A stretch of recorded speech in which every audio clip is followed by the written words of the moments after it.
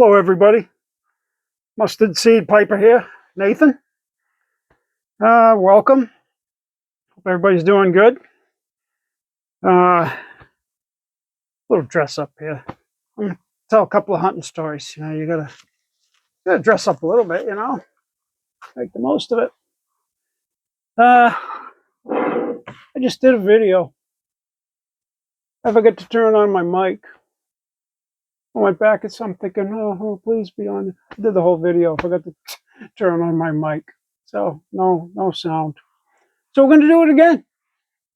What I was smoking, and still am partially, is Balkan Sasani, I think how it's spelled, something like that. Anyways, it's pretty dry tobacco. With my first video, it pretty much burnt out. I don't love it. Little tongue bite, kind of nutty, not bad, not real bad, different. If I smoke it a few times, maybe I like it more. I added a little of my Captain Black from like 16 years ago that I moistened up with some almond extract. So I added that to it because I had to do another video. I don't want to smoke a whole pipe bowl full again. Burnt up pretty quickly. This is a little better.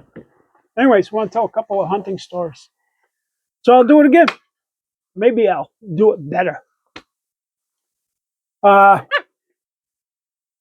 First one is I was probably 10 or 11 years old. And my dad asked me and my brother Len. And my brother Len was, he was like 14 years older than me. And so my dad, my brother Len, and I, we went just over the line into New Hampshire. And we were going to go bird hunting. Partridge. So my father got all the shells necessary for bird shot, and we got in the car and we took off. And this place where my father used to hunt, it's kind of like a pretty good sized field, and then went into the woods, and deep woods. And so we were making our way across the field, as hunters do, always, at a pace, and not trying to scare anything away. And of course, in the grass, you never know what you're going to see in the grass. Might be a pheasant or something. But so we're making our way. We just broke into the wood line, and probably went in maybe 30, 40. Let me think. Probably more like 60 yards into the woods. And all of a sudden, I see my father put his hands out like this, and his gun in one hand, and he looked straight out into the woods. And we thought, oh God, what's he looking at? So we, obviously my brother Len and I looked also. Couldn't believe what we see. Amazing. It was what we call the black panther, or black mountain lion. Who would have thought?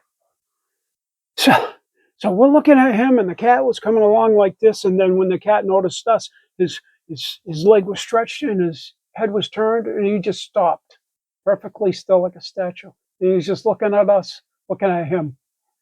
And so my father said, "Don't take your eyes off him." Okay. So my brother Len and I, we didn't take our eyes off him.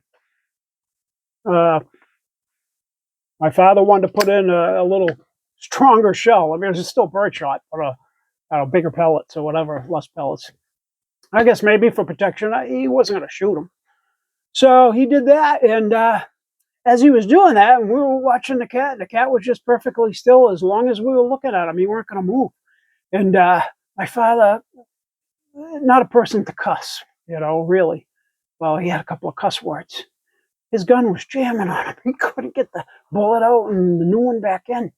When he cussed, my brother and Len and I, for just, I think, a split second, looked at him, looked back. Cat was gone. He took off. We didn't see him leave. He was gone. Thus, my father telling us to keep our eye on him. But we didn't expect that he was going to have gun problems. So that happened. I mean, this cat, the glowing eyes. I mean, I was only like 10 or 11, but I'll never forget it. It was so surreal and so huge.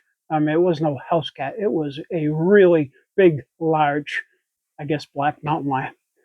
So, boy, didn't we have a story to tell for a lot of years. Now, some people didn't believe it, but it was the honest to God's truth. The Bible says, let your yes be your yes. So I try to live by that best I can. So anyway, yeah, that was amazing. So I just wanted to share that. I thought some people might find that interesting. Next story I want to share with you guys is in the past, done a lot of hunting. Haven't for the last few years. My two older brothers passed on quite a few years back. My oldest brother just a couple of years back, and we used to hunt together all the time. So it just doesn't feel quite the same, you know. I'm hoping to get my grandson when he gets a little older out there, and my son will go out with us and show him the ropes. Because my dad, you know, he's an old Vermonter, you know, from way up in Vermont, and that's what they did. They hunted a lot. My grandfather hunted a lot. He's got pictures of bear and deer and everything that they shot up there, and so carrying on the family tradition, I guess. And it's so great being out in the woods. You know, it's just a whole nother world. So the next story, hunted deer a lot. I've shot 3 deer. I've got a couple of them hanging on the wall in my house. One of which I did the taxidermy on myself. I just had to have that experience, and I did, and it was a great experience.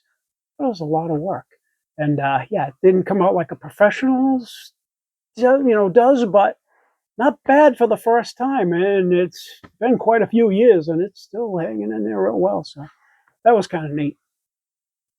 The next story, if I can keep my pipe going here. The next story, I was bow hunting back of our other house that we used to own. Had like 80 acres in back of it. Not all mine, a few acres of mine. And but in the back of it, there was a long swamp. You know, probably a couple of football fields out. The swamp started and I went way back. And so I used to sit, you know, get in a tree, get my tree stand, and get up in the tree and you know, wait. It was right in an area where I knew the deer crossed. In fact, my oldest brother took a deer from that very spot, 10-pointer, and that was exciting. Gave him a big kiss on the cheek, you know, when we met up, and it's like he said he'd never forget that, and he didn't for the longest time. It was a good story, but it was right in that area, and so I'm up, you know, I getting all my gears all on, you know, and it's kind of a cool day, so you don't want to be cold. Stand, you know, sitting in a tree stand up in a tree, it can get a little chilly. So I got to the swamp. I got all the way up in the tree stand, got settled, you know, unzipping the coat and stuff, letting some of the heat out because it's a little bit of work getting up there, and then zipping it back up so you don't get cold. So I'm sitting there, and I see something down the end of the swamp, very end, and it was coming my way at a pretty good pace. And as it got closer and closer, I could tell it was an owl. And this thing had a wingspan. It had to be 4 feet, at least 4 feet. Huge wingspan. It was flying right at me. So, needless to say, I took my bow and I kind of like lifted it up in front of my face. I don't want that thing landing on me, you know. I mean, it's coming right at me. And so he came right up to me, and he did a 360 around my tree and me at least like 3 times, and then he landed in the tree beside me, maybe 15 feet away. And I thought, oh my goodness! And my heart was kind of going, you know, a huge bird. And they got some claws on them. So he was sitting in the tree. Of course, you know how owls are. Their necks, you know, it seems like they're spinning their head around, you know. And he was doing just that, and I was watching him, and he'd occasionally look over at me, and of course, I'm trying to stay as still as I can, but I was watching him, you know, and for at least 10 minutes, at least, seemed like forever. And then he took off, he took off, and I'm kind of keeping an eye on him. He came back over to my tree in my stand. He did a circle around me like 1.5 times, and he beelined it down the end of the swamp. And that was it. That's the last I seen of him. But it was a pretty cool experience. I was like 15, 20 feet up in a tree, and I got this great big owl coming right at me, Yeah, make you a little nervous maybe. But it was quite an experience, and I've got a lot of experiences in the woods. I'll tell a few more as time goes on. I feel very fortunate to have been a hunter, and to be honest with you, I go out in the woods, and I don't have to bag anything. I've seen so many different types of animals, and I've just seen God's world out there. It's like a whole nother world, and it's really, really awesome. And so I enjoy it, and I feel very grateful that I've been able to do that, and I want to be able to show my grandson that someday. So that's it for my couple of hunting stories for today. I hope you guys enjoyed them. I hope everybody's doing good. I know a lot of people are doing that Codger challenge. I know my limitations. I wouldn't have been able to do it. I haven't been into the smoking long enough to mix anything that I think would have been any good, and I'm sure I wouldn't have mixed anything that I thought was very good. So I just skipped out for now. Maybe next year. So I hope everybody's doing good, and we'll be back again with some more motorcycle stories and a little more on my guitar, and I got to do another my father's poems and a couple of hunting stories. And until then, keep your faith, keep it strong, fight that good fight every day. Try to enjoy your life. My dad always says, you know what the key to happiness is, Nate? I said, what's that, Dad? Always have something to look forward to. You could always have something to look forward to. Short term, even some long term stuff. Because that helps keep you going. So I try to do that. And I hope you all can too.